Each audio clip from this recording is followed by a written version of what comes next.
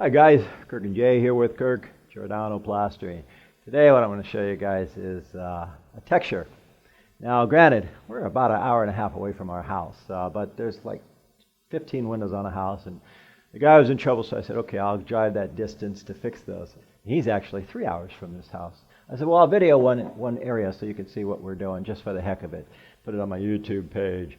Anyway, he had a straight cut here. It was straight here, it was straight here.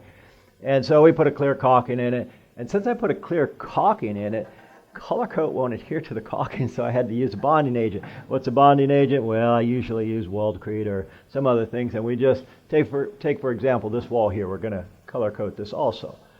Because the folks that did this said, hey, paint it and it'll match.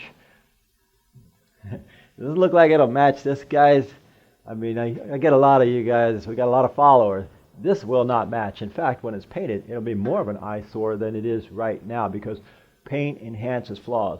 Give you an idea of these guys' quality of work. I mean, it could happen, but when you do something goofy like this, what's wrong with that pictures, guys? I'll let you figure that out. But anyway, I'll get back to what I'm supposed to be showing you guys. All right, we got a saw cut here. And the best I can do, I said, you know, a lot of the windows indoors there, they saw cut it. So unless you break it out properly and tie the wire to wire, you can get a perimeter crack. And I said, even if I caulk this and I color code it, I can still get a perimeter crack because the minute a whole bunch of vibration gets started, like windows and doors, the vibration causes the cracking. Like that door shuts and it causes vibration. I'll show you how we really match this finish though. This wouldn't match. All right, we take some color coat material. Now we spread it. Okay. This is a color coat material by La Habra, and it is a finish coat. It's usually for color coat maintenance-free finishes. What is a color coat maintenance-free finish? Well, that is a finish designed to be applied just like I'm doing and last forever. And when I say forever, it'll last hundreds of years, but it won't come off like paint. So paint will, for example, paint in the heat will last about 7-8 years. If it's in the cold weather, maybe 12, but you always have to repaint. Color cuts, you never have to redo them. They never come off like a painted surface. They do, however, tend to lighten or darken in about 40-50 years. Not much. It actually looks cool when they do that effect. So what we do, guys, is in order to minimize this cracking and more importantly match the finish because they're going to paint the house is, okay, we go over it. Once you've gone over it, and you can float your edges. And had I not put this bonding agent on here, this would be dry by now. I'm going to grab a float here and get the excess moisture out because it's got water. I don't want any water in here. I may be able to texture this right now and get all the water out of this float. Come on now. All right. Now what I want to do is I want to just feather in this joint a little bit. You feather it in just with this. It gets it a little tighter, guys. We get that a little tighter.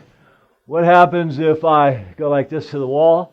Well, now you see these float marks. That's the grit. They don't have that under here, but you can get away with it on the edge. So I will go back over this because the idea is holiday. The idea is when I put my texture on here, we want the base coat to be smooth just like this. So it would be best if I waited about 15 minutes, but I can work this.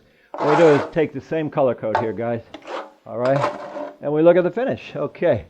This is 2030. This is 2030. So a lot of guys have a technique or a different style to their particular textures. I'm looking at the way this fella did it. Of course, he's right-handed. Most people are. And he just took it at an angle from, say, left hip on over to your ear. Okay, so I can do that. We're going to take it. Oh man, I just thought of something. This texture doesn't show because it's the same color.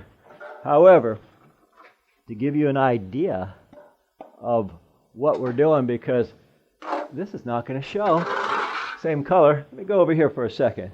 Watch this, guys. Okay, I'm not going to spread it out. I'm just going to show you. Not thick enough.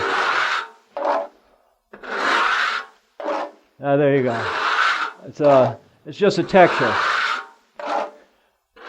But with this, if I just did this, guys, I'm looking at their stuff.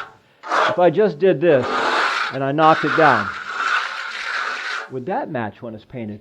Most certainly not. Why? Because you'll see this grit here underneath. So I'm going to have to base coat this just like this. I'm base coating this over here, and then we put a texture on it. So because the camera won't show white on white, hopefully you get the idea, guys. You just skip it, but you have to put the right base on it. This is base 2030. Anyway, guys, hope you learned something. Sorry we cannot show you the exact finish because it just won't show with this eggshell background and this white. But you kind of get the idea. My name is Kirk. Jason on the camera. We thank you for watching, guys. And notice this. We just feather into the existing. And my weldcrete is way over here. We thank you for watching. And as usual, I'll see you guys on the next one.